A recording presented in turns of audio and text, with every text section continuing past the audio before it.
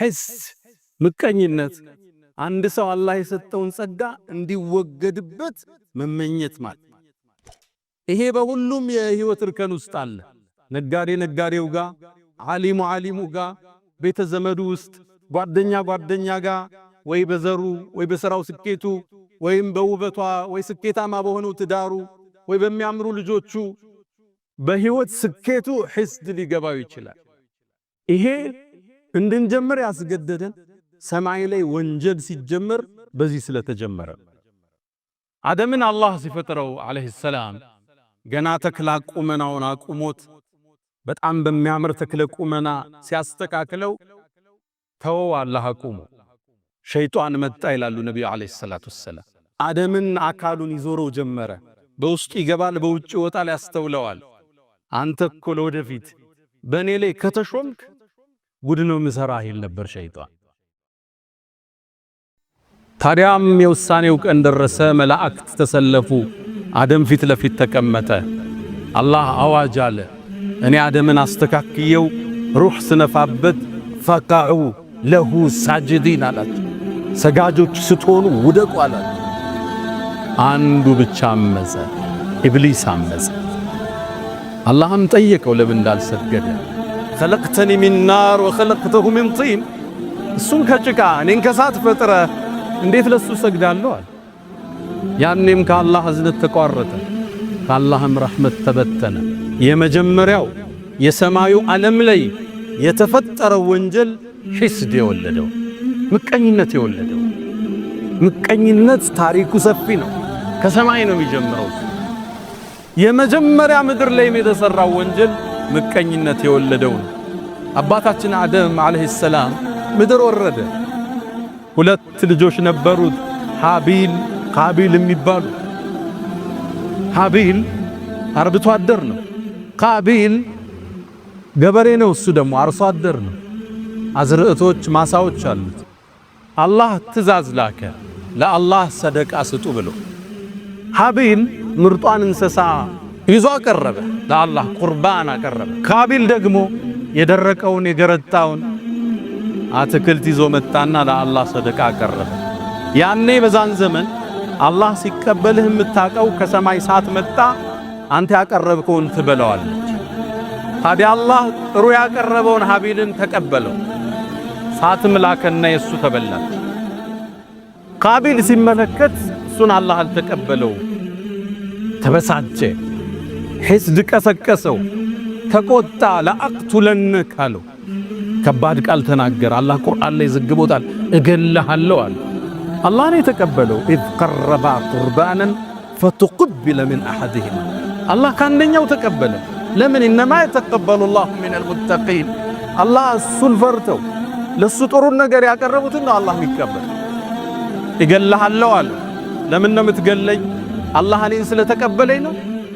አሁን የምታዩት ልዩነት ይሄ ነው። እነገሌ እዚህ ደረጃ ላይ ደረሱ፣ እነገሌ እንዲህ ውጤታማ ሆኑ። ለአቅቱለነክ እገልሃለሁ አለ። አሁን መግደል ስለማይችል ስም ብቻ ሊያጠፋ ይችላል። እገልሃለሁ አለ። መጨረሻም ወንድም ለእጁን ሰነዘረ፣ ፈቀተለ፣ ወንድሙን ገደለው። የመጀመሪያ ወንድማማች ናቸው ለሰው ልጆች ታሪክ። ገዳዩ ቃቢል ይባላል። ብዙ ጊዜ ቃቢልና ቃቢል ሰው ይምታታ። ቃቢል ቃፍ አለች፣ ቃቲል በሚለው ያዙት። ገዳይ እሱ ነበር። ሃቢል ተገዳይ። የመጀመሪያ ወንጀል ምድር ላይ ሕስድ የወለደው የወንድምንም ደም የማፍሰስ ክስተት ተከሰተ። ለዚህም ነው በዚህ ርዕስ የጀመርነው። ተከታታይ ርዕሶች ይኖሩናል ውስጣችን በሽታዎቻችን እያወጣ እንዴት እንቀም ብለን። የመጀመሪያው ሕስድ ማንም የማይድንበት የበሽታዎች ሁሉ ምንጭ። ፖለቲካው ላይ የምታዩት ስንክሳር አብዛኛው ሕስድ የወለደው ሊሆን ይችላል። ሕስድ የሚወልዳቸው አገር ያፈርሳል፣ መስጂድ ይበትናል፣ ሶፍ ይለያያል። ሕስድ አላህ ይጠብቃል። አላህ ውስጣችን ያጽዳው። እንኳን ለኛ ለነቢያት ልጆች ሕስድ አልተመለሰም። ነቢዩላህ ዩሱፍ አለይሂ ሰላም አባታቸው ነቢይ ነው፣ አያታቸው ነቢይ ነው። ቅድም አያታቸው ነቢይ ነው፣ ኢብራሂም፣ ኢስሐቅ፣ ያዕቁብ። ልጃቸው ዩሱፍ ይባላል። ዩሱፍ አባቱ ያዕቁብ ዘንድ በጣም ተወዳጅ ነበር። ሲያዩት ቆንጆ ነው ዩሱፍ። የቁንጅናን ግማሽ ነው አላህ ከሱ ላይ ያስቀመጠ።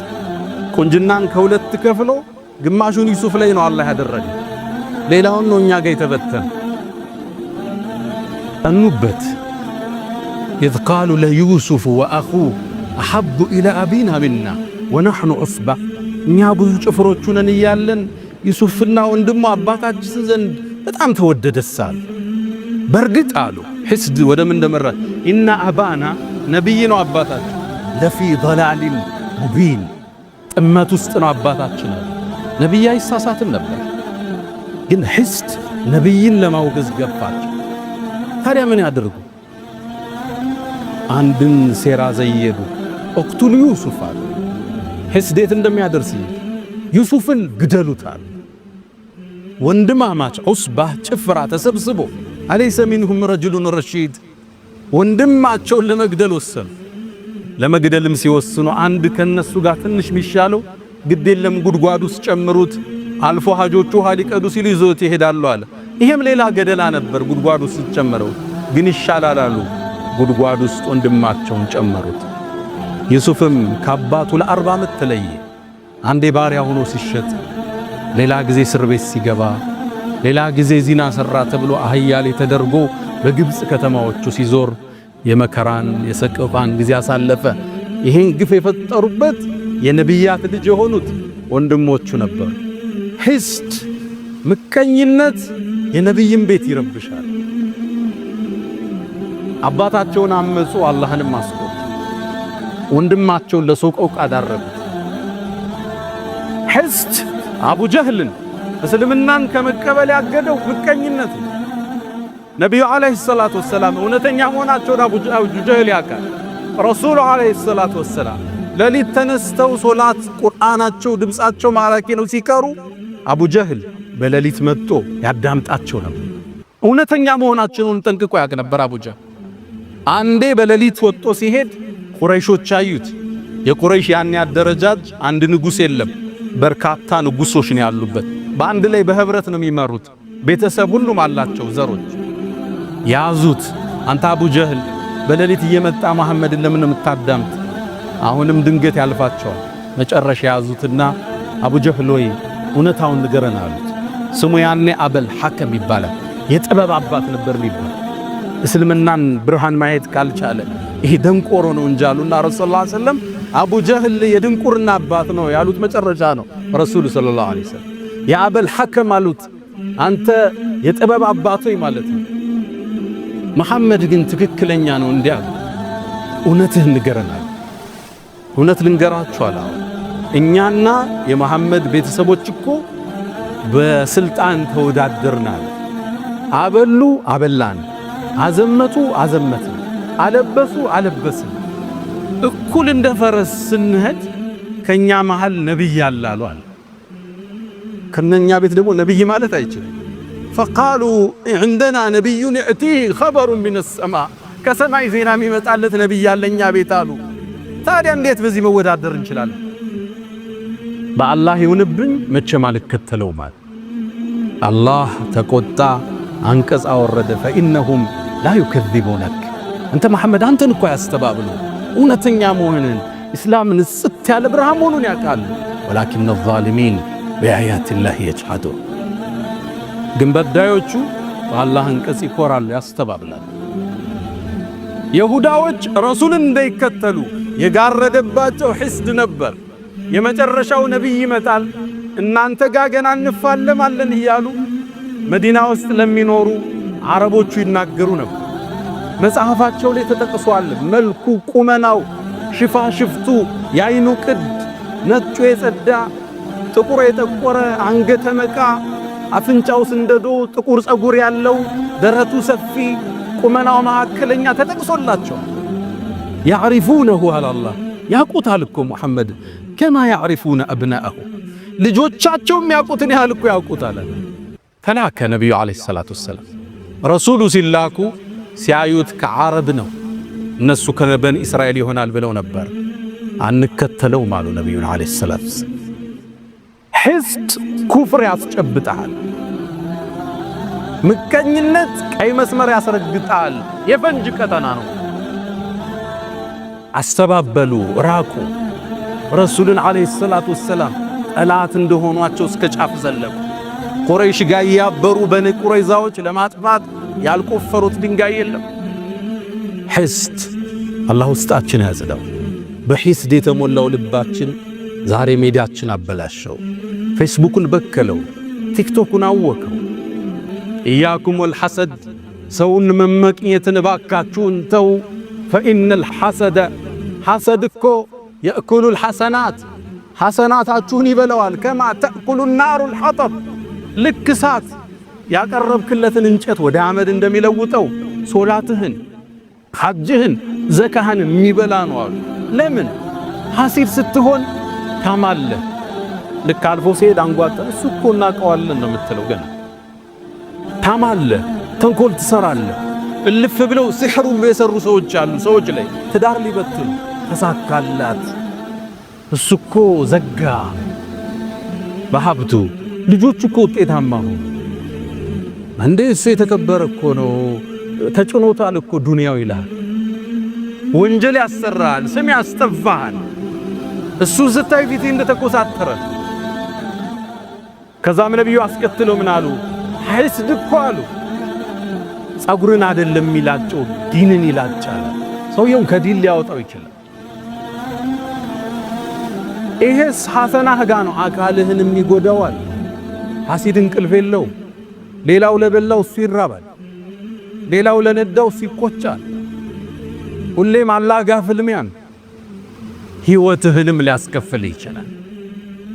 በአባስያዎች ስሮ መንግስት ውስጥ በእስልምና ታሪክ ኡመውያ በኋላ አባስያ የምንላቸው መጥተዋል። በእነሱ ያገዛዝ ዘመን አንድ ታዋቂ መሪ ነበር፣ ሙዕተስም ይባላል። አሞሪያ የምትባለውን ከተማ ጦር አዘምቶ የከፈተ ትልቅ ንጉሥ ነው። ታዲያ እሱ ዘንድ አንድ ገጠሬ ተወዳጅ ሆነ። ይቀርባል፣ ያጫውተዋል። ንጉሡ ወደደ፣ ያቀርበዋል። እሱን በጣም ሲያቀርበው የተመለከተ አንድ ሚኒስትር ይህን ሰው እንዴት ነው ከዚህ ማርቀው ብሎ ወሰነ። ከዛም ቤቱ ጋበዘው። ነጭ ሽንኩርት የበዛበት ምግብ አዘጋጀለት፣ እንዲሸት አፉ ማለት ነው። በጣም አበላው። ከዛም ምን አለው? ማታ ወደ ንጉሡ ስትሄድ የነጭ ሽንኩርቱ ሽታ ንጉሡን እንዳያውቀው አፍህን እባክህ ዘጋርጋ አውራዋል። ተስማማ። ታዲያ ሚኒስትሩ ቀድሞ ወደ ንጉሡ ገብቶ ነበርና ንጉሥ ሆይ ታሪኮን እየሰሙ ነው አላቸው። ምን ተፈጠረ? ያ እኮ ብታመጣው ያን እንግዳ ሳያስፈቅድ የሚገባው የቅርብ ወዳጅ ንጉሡ አፉ ይሸታል እያለ እያወራ ነው አለው። ተበሳጨ ሙዕተስም። እኔ ባከበርኩ ባቀረብኩት እኔን ከባድ ነው ለነገሥታት ይሄም መባል። ያ ምስኪን ገጠሬ ቤት ገባ ንጉሡ ጋር። እንደገባም ነጭ ሽንኩርቱ እንደሸተው ምሳሌ የበላው አፉን ይዞ ማናገር ጀመረ። ሲያናግር ንጉሡ ገባው። አሃ እኔን ይሸተኛል ብሎ እሱ እንደሸተው ብሎ የኔ አፍ ይሸተዋል ብሎ ነው ይዘጋል። ደብዳቤ ጻፈና ሊያስገድለው ሄደህ ደብዳቤ አድርስና መልእክት ይዘህልኝ አለው። የጻፈው ወደሱ ኮማንደሮች ነበር። ሲደርስ ይሄን ሰው ግደሉት የሚል ደብዳቤውን ይዞ ይሄ ገጠር ይወጣ። ሲወጣ ሚኒስትሩ አገኘው። የት ይሄድክ ነው? ይሄን ወረቀት አሽጎ ሰጥቶኛል ላደርስ ነው አለው። ከዛም ወደ ቤት ነው የምትሄደው? ወደዚህ ቦታ። አይ መንገዱ ከሚደክምህ እኔ ላደርስልሃል። ገላገልከኝ። ደብዳቤውን ተቀበለ። የት ይዞት ሄደ? ወደ ኮማንደሮቹ። ሲደርስ የንጉሥ ትእዛዝ ነው። ለምን እንዴት የለም። እንደመጣ ተቀበሉና ቀሉት ያለን ሚኒስትሩ። ከዛ ሚኒስትሩ ሲጠብቅ የለም ንጉሡ። 2 ቀን 3 ቀን አላገኘው። የት ሄደ ሲል አይ እሱ እኮ ተገሏል አለ። ማን ገደለው? የሆነ ደብዳቤ ይዞ ሄዱ። ደብዳቤውን ለሌላ እኮ ነው የሰጠው። አስጠራ ያን ገጠር